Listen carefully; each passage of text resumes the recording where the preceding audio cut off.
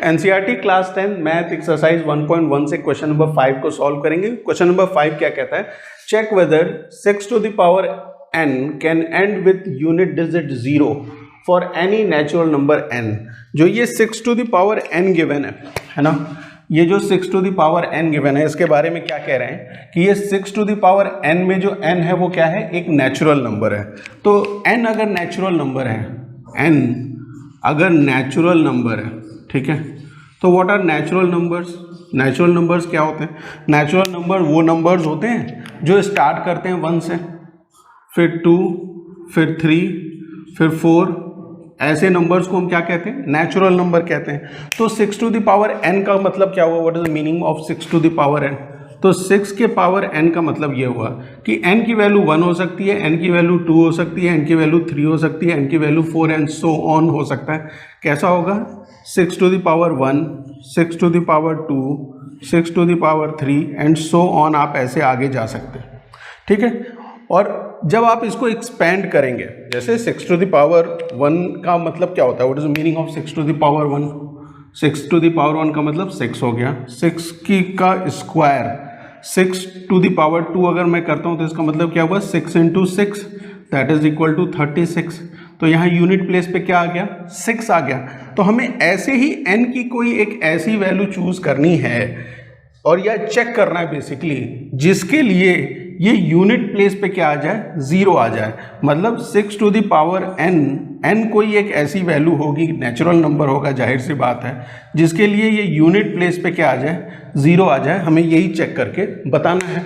तो इतने सारे नेचुरल नंबर्स हैं, इनफाइनाइट नेचुरल नंबर्स, तो हम सबके लिए चेक तो नहीं कर पाएंगे, क्योंकि अगर हम चेक करने बैठेंगे तो पहली बात तो हम चेक नहीं कर पाएंगे इतने सारे नंबर्स को, है ना, और हमारे लिए टाइम टेकिंग भी हो जाएगा। तो क्या करते हैं, ऐसे नंबर्स को चूज करते हैं जिनके यूनिट प्लेस पे ऑलरेडी क्या होता है? 0 होता है, ठीक है। ऐसे नंबर्स देखिए जिनके यूनिट प्लेस पे 0 है, जैसे 10 एक ऐसा नंबर है जिसके यूनिट प्लेस पे 0 है।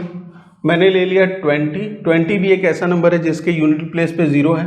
मैंने ले लिया 30 भी एक ऐसा नंबर है जिसके यूनिट प्लेस पे 0 है।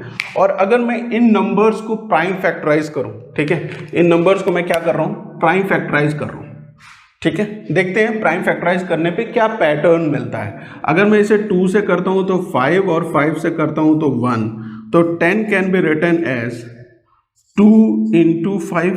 क्लियर है? इसी तरीके से अगर 20 को आप प्राइम फैक्टराइज करें तो 2 से करेंगे तो यहाँ पे 10 आ जाएगा, फिर 2 से करेंगे तो यहाँ पे 5, और फिर 5 से करेंगे तो what you will gate? You will get 1 over here। तो 20 को आप लिख सकते हैं, 20 को आप लिख सकते हैं कैसे?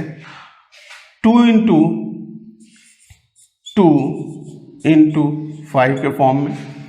30 को भी प्राइम फैक्टराइज करके देखिए, इसे करेंगे 2 से तो 15 आ जाएगा, फिर 3 से करेंगे तो 5 आ जाएगा, और फिर 5 से करेंगे तो what you are going to get? You will get 1 over here।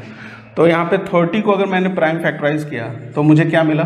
2 into 3 into 5, है ना। अब यहाँ पे जरा पैटर्न चेक करिए, ठीक है। पैटर्न क्या चेक करना है? इनके प्राइम फैक्टर्स को चेक करिए। देखिए 10 के जो प्राइम फैक्टर्स हैं वो 2 और 5 हैं, 20 के जो प्राइम फैक्टर्स हैं वो 2 और 5 हैं, 30 के जो प्राइम फैक्टर्स हैं वो 2, 3 और 5 हैं। और फंडामेंटल थ्योरम ऑफ अर्थमेटिक क्या कहती है कि जो ये फैक्टर्स आते हैं वो यूनिक होते हैं, है ना। ऐसा नहीं 10 के प्राइम फैक्टर्स 2 और 5 के अलावा भी कुछ हो सकता है, ये हमें फंडामेंटल थ्योरम ऑफ अर्थमेटिक से पता चलता है। इसका मतलब 5 यहाँ पे है तो 5 यहाँ पे भी है और 5 यहाँ पे भी है ना। 2 यहाँ पे है तो 2 यहाँ पे भी है और 2 यहाँ पे भी है।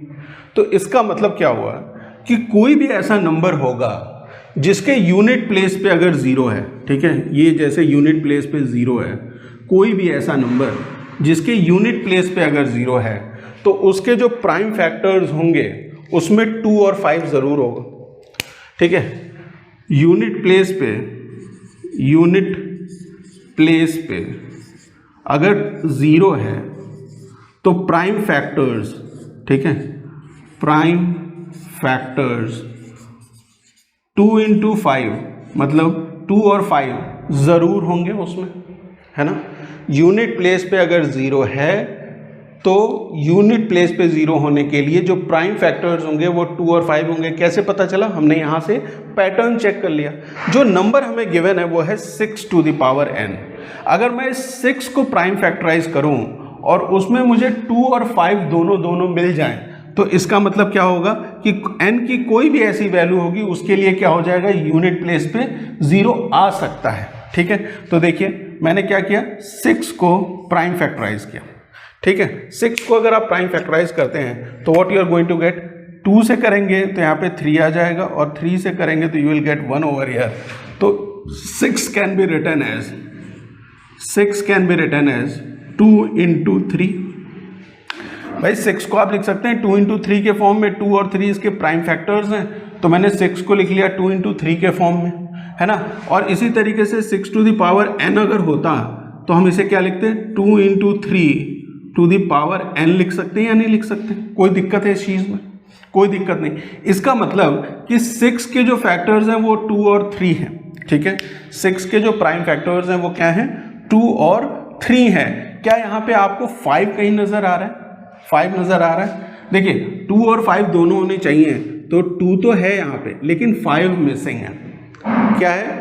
5 मिसिंग है। इसका मतलब क्या हुआ, व्हाट डज इट मीन्स कि 6 टू द पावर n, या हम कहें कि 6 के जो प्राइम फैक्टर्स हैं वो 2 और 3 हैं सिर्फ, तो 6 टू द पावर n के लिए कोई भी ऐसा n की वैल्यू नहीं होगी कि यूनिट प्लेस पे 0 आ जाए, क्योंकि इसके जो प्राइम फैक्टर हैं उसमें से क्या है, 5 मिसिंग है। तो आप क्या लिखेंगे इसका जब हमें चेक करना है तो व्हाट यू विल राइट कि 6 to the power n can end with unit digit 0, तो you will say no. No, 6 to the power n can never end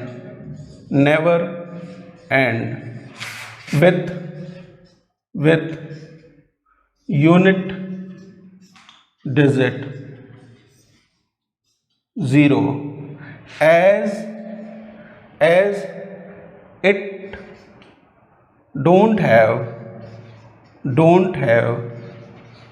5 as its prime factor। ठीक है, क्लियर है, बात समझ में आ गई। तो ऐसा कोई भी क्वेश्चन होगा, जैसे आपके एग्जाम्पल में 4 टू द पावर n के बारे में गिवन है, 4 टू द पावर n के बारे में एग्जाम्पल में आप देखेंगे कि 4 टू द पावर n के, तो 4 भी क्या, n अगर कोई नेचुरल नंबर है तो 4 टू द पावर n क्या कभी 0 के साथ एंड कर सकता है? तो सेम आंसर होगा अगर 4 को आप प्राइम फैक्टराइज करेंगे।